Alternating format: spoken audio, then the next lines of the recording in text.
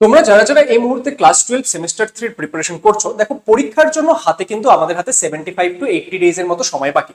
এই সময়ে আমাদেরকে যেরকম ভালো করে পড়তে হবে তার সঙ্গে কিন্তু আমাদের স্মার্ট স্ট্র্যাটেজিসও অ্যাপ্লাই করতে হবে। তাই তোমাদের যদি ক্লাস 12 এর সেমিস্টার 3 তে ভালো রেজাল্ট করতে হয়, তার জন্য একটা ইম্পর্টেন্ট সাবজেক্ট তোমরা জানো ফিজিক্স, এবং ফিজিক্স নিয়ে প্রচুর স্টুডেন্টের সমস্যা থাকে, সেটা আর বলার কোনো ব্যাপার নেই। কিন্তু এই ফিজিক্সটাকে যদি তোমরা ভালো করে প্রিপেয়ার করতে চাও এবং একটু স্মার্ট ওয়েতে অ্যাপ্রোচ করো, তাহলে কিন্তু ফিজিক্সেও তোমরা অনেক ভালো স্কোর করতে পারবে। এবং লেটস ইমপ্রুভে আমাদের টার্গেট তোমাদেরকে 35 আউট অফ 35 স্কোরের দিকে এগিয়ে নিয়ে যাওয়ার।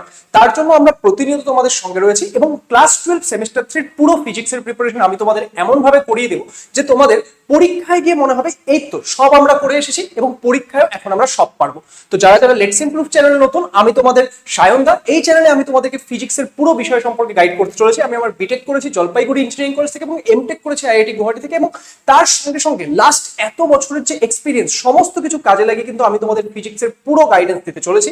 তাই যারা চ্যানেলে নতুন, চ্যানেলটিকে সাবস্ক্রাইব করে নিও। আজকে আমরা কথা বলতে চলেছি ক্লাস 12 সেমিস্টার 3 তে ফিজিক্সে।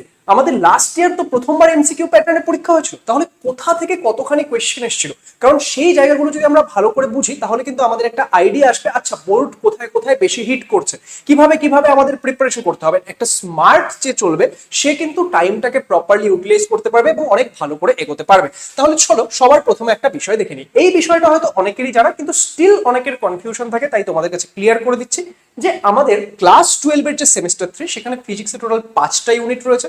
সেই 5টা ইউনিট থেকে তোমরা দেখতে পাচ্ছ প্রথম যে 4টা unit, that is electrostatics, current electricity, magnetic effect of current, electromagnetic induction, এই যে ইউনিটগুলো রয়েছে প্রত্যেকটা ইউনিট থেকে কিন্তু 8 মার্কস আসে, মানে টোটাল 32 মার্কস হচ্ছে।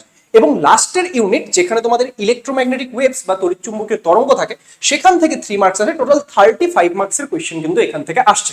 তাহলে তোমাদের কাছে যে মার্কস ডিভিশনটা সেটা সবার কাছে ক্লিয়ার, এটা হয়তো অনেকে জানতেন। কিন্তু এবার কথা হচ্ছে যে কোথা থেকে বোর্ডস কোয়েশ্চেন জিজ্ঞেস করেছে, তাহলে সেগুলো যদি আমরা ভালো করে বুঝি তাহলে সেই জিনিসগুলো কিন্তু আমরা আমাদের প্রিপারেশনের অ্যাপ্রোচে অ্যাপ্লাই করতে পারবো। দেখো ইলেকট্রোস্ট্যাটিক্স চ্যাপ্টার ইউনিটটা যদি আমরা বলি, সেখানে তোমাদের কাছে টোটাল 4টে চ্যাপ্টার রয়েছে, তাই একদম শুরুতে একটা চ্যাপ্টার যেখানে আমরা বেসিক্স অফ ইলেকট্রনিক্স মানে বেসিক্স অফ ইলেকট্রোস্ট্যাটিক্স নিয়ে কথা বলি, যেখানে আমাদের যে স্থির তড়িতের প্রাথমিক ঘটনা বলি, সেখান থেকে কিন্তু আমরা কোনো কোয়েশ্চেন দেখতে পারিনি।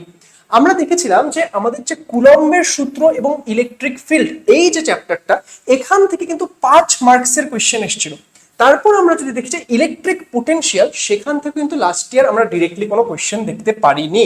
এন্ড যদি আমরা দেখি এর ক্ষেত্রে ক্যাপাসিটার ক্যাপাসিটেন্স, সেখান থেকে আমাদের 3 মার্কসের কোয়েশ্চেন এসেছিল, তার মানে টোটাল 8 মার্কসের কোয়েশ্চেন কিন্তু এই ইউনিট থেকে এসেছিল, যেটা আমাদের আসার কথা। এবার এখানে আমি তোমাদেরকে এটা তো বলে দিচ্ছি যে কোন কোন চ্যাপ্টার থেকে কোয়েশ্চেন আসছিল।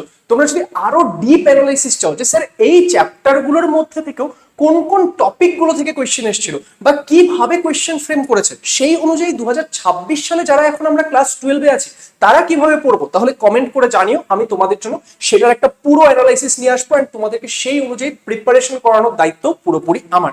এবার নেক্সট আমাদের ইউনিট কি রয়েছে, নেক্সট ইউনিট রয়েছে কারেন্ট ইলেকট্রিসিটি। দেখো এখান থেকে 8 মার্কস আসার কোয়েশ্চেন ব্যাপার ছিল, কিন্তু ব্যাপারটা কি হয় যে কিছু কিছু কোয়েশ্চেন না আমাদের কি হয় যে কোনো একটা ইউনিটের থেকে বেশি মানে অ্যালাইন্ড থাকে, কোনো একটা ইউনিটের হয়তো সেটা টাচ একটু কম থাকে। তো আমরা যদি ওভারঅল কোয়েশ্চেন পেপারটাকে ভালো করে অ্যানালাইসিস করি, আমরা দেখতে পারবো লাস্ট ইয়ার যে আমাদের কারেন্ট ইলেকট্রিসিটি ইউনিটটা, সেখান থেকে কিন্তু যদি তুমি ভালো করে কোয়েশ্চেন পেপারটা দেখো তাহলে মোটামুটি 9 মার্কস এসে গেছিল। হ্যাঁ, কিছু কোয়েশ্চেন হয়তো তোমার এরকম হতে পারে যে আচ্ছা দুটো ইউনিটেরই টাচ ছিল, এখানে আমি কি নিয়েছি, এখানে আমি যেই ইউনিটের টাচটা বেশি ছিল সেটা নিয়েছি, কিন্তু এখান থেকে তুমি যদি অ্যানালাইসিস করো তাহলে কিন্তু 9 মার্কস এসেছিল।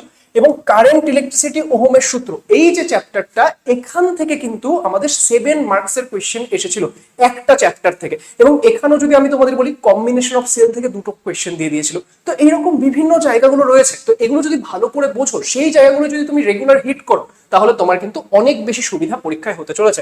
কারশফস ল, সেখান থেকে আমরা 2 মার্কসের কোয়েশ্চেন লাস্ট ইয়ার দেখতে পেয়েছিলাম। এবার নেক্সট আমাদের যে ইউনিটটা রয়েছে সেটা চলো দেখে নেওয়া যাক। দেখো আচ্ছা, নেক্সট ইউনিটে যাওয়ার আগে তোমাদের একটা কথা বলি, তোমরা যদি চ্যানেলে নতুন হয়ে থাকো সাবস্ক্রাইব করে নিও। এই ভিডিওর ডেসক্রিপশনে আমাদের ক্লাস 12 এর টেলিগ্রাম গ্রুপের লিংক পাবে, সেটা অবশ্যই জয়েন করে নিও। এবং তোমরা যদি আমাদের চ্যানেলে নতুন হয়ে থাকো, এখন আমাদের অ্যাপ লেটস ইমপ্রুভ না ডাউনলোড করে থাকো, প্লে স্টোর থেকে ডাউনলোড করে নিও। সমস্ত লিংক যদিও তোমাদের জন্য ডেসক্রিপশনে দেওয়াই থাকবে, কারণ আমরা তোমাদের জন্য খুব তাড়াতাড়ি একটা দারুণ সিরিজ নিয়ে আসতে চলেছি। আগামী সপ্তাহ থেকে তোমাদের ক্লাস 12 এর সেমিস্টার 3 এর জন্য শুধুমাত্র ফিজিক্স নয়, physics, chemistry, math, math, biology, English সমস্ত কিছুর আমরা ওয়ান শট সিরিজ নিয়ে আসতে চলেছি, যেখানে তোমাদের একদম দারুণ ওয়েতে আমরা কনসেপ্ট তো ক্লিয়ার করাবোই, তার সঙ্গে সঙ্গে যত রকমের ইম্পর্টেন্ট কোয়েশ্চেন হতে পারে সব করিয়ে দেবো। তুমি যদি এই মুহূর্ত থেকে জিরোতেও থাকো না, তাহলেও তোমাকে একদম টপ জায়গায় নিয়ে যাওয়ার জন্য আমরা হেল্প করবো। তোমাকে শুধু আমাদের সাথে থাকতে হবে, চ্যানেলটাকে সাবস্ক্রাইব করে রাখতে হবে এবং রেগুলার ক্লাসে আসতে হবে। তাই সবাই চ্যানেলটিকে সাবস্ক্রাইব করে নিও এন্ড ফ্রেন্ডসদের সঙ্গে শেয়ার করে দিও। নেক্সট এখানে আরেকটা বিষয় বলে রাখছি, তোমরা যারা এই মুহূর্তে ক্লাস 12 পড়ছো তারা অনেকে হয়তো 12 এর পর জেনপাস ইউজি এক্সাম দেবে। তো জেনপাস ইউজির জন্য আমাদের ব্যাচ কিন্তু আসছে, যেটা কিনা আমাদের জুলাই মাস থেকে ক্লাস স্টার্ট হচ্ছে। তো কারোর যদি এখানে অ্যাডমিশন নেওয়ার ইচ্ছে থাকে, তোমরা কিন্তু লেটস ইমপ্রুভ অ্যাপে এই ব্যাচটি চেক আউট করতে পারো। এবার আমরা আবার ফিরে আসছি আমাদের ইউনিট 3 তে। দেখো ইউনিট 3 তে আমাদের কি রয়েছে, ম্যাগনেটিক এফেক্ট অ্যান্ড ম্যাগনেটিজম, তাই তো?